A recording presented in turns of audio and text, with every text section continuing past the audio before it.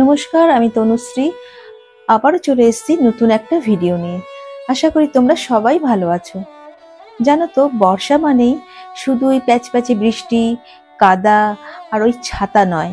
বর্ষা মানেই ইলিশ মাছ। আর ইলিশ মানেই হচ্ছে রসনার রাজা, যার আসল জায়গা হলো বাঙালির রান্নাঘর। তাই আজ আমি বানাচ্ছি বাঙালির অতি প্রিয় বেগুন ইলিশ। এখানে আমি নিয়েছিলাম 100 গ্রাম ওজনের থেকে একটু বেশি 3 পিস ইলিশ মাছ।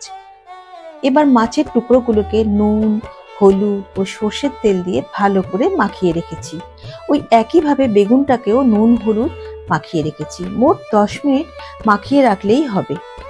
এবার একটা বাটিতে 1 চামচ নুন, 1 চামচ হলুদ আর 2 চামচ লাল কাশ্মীরি লঙ্কার গুঁড়ো গুলে রেখে দিয়েছিলাম, কারণ এটাই কিন্তু আমাদের রান্নার মূল মশলা। এর থেকে বেশি মশলা কিন্তু আমাদের রান্নায় আর ব্যবহার হবে না। এবার কড়াইতে বেশ খানিকটা তেল দিয়ে, অবশ্য তেল কিন্তু সর্ষের তেলই ব্যবহার করতে হবে। মাছগুলোকে আমি হালকা করে এপিট ওপিট ভেজে রেখেছিলাম। তবে খেয়াল রাখতে হবে, মাছ কিন্তু অতিরিক্ত কড়া করে ভাজা যাবে না, তাহলে কিন্তু রান্নার স্বাদটাই একদম নষ্ট হয়ে যাবে। দেখো, মাছগুলোকে কিন্তু আমি হালকা করে ভেজে তুলে রাখছি। আবার ওই একই তেলে বেগুনগুলোকে আমি আবার ভেজে তুলবো। কিন্তু খেয়াল রাখতে হবে, বেগুনগুলো কিন্তু অতিরিক্ত কড়া করে ভাজা যাবে না বা লালচে রঙও ধরা যাবে না। হালকা করে দেখো, বেগুনগুলোকে আমি ভেজে তুলে রাখছি। এবার ওই একই তেলের মধ্যে দিয়েছিলাম 1 চামচ কালো জিরে, একটা ছোট টমেটো কুচানো আর 5 থেকে 6টা কাঁচা লঙ্কা। এবার সম্পূর্ণ মশলাগুলোকে আমি ভালো করে নাড়াচাড়া করেছিলাম। সম্পূর্ণ রান্নাটা কিন্তু একটু লো ফ্লেমেই হবে। এবার টমেটো যখন নরম হয়ে আসবে, তখন ওই গুলে রাখা মশলাটা এর মধ্যে আমি ঢেলে দিয়েছিলাম।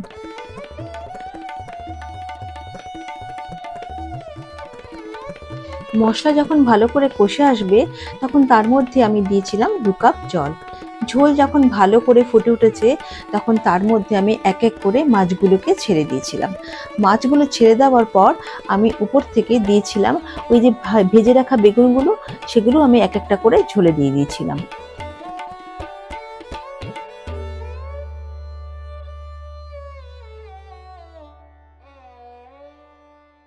এবার আমি ঝালের জন্য ব্যবহার করেছিলাম 5 থেকে 6টা চেরা কাঁচা লঙ্কা। তোমরা কিন্তু তোমাদের আন্দাজ অনুযায়ী লঙ্কা ব্যবহার করবে। এবার মাছ ও বেগুন মিনিট 15 মতো আমি একটু ঢাকা দিয়ে লো ফ্লেমে রেখে দিয়েছিলাম।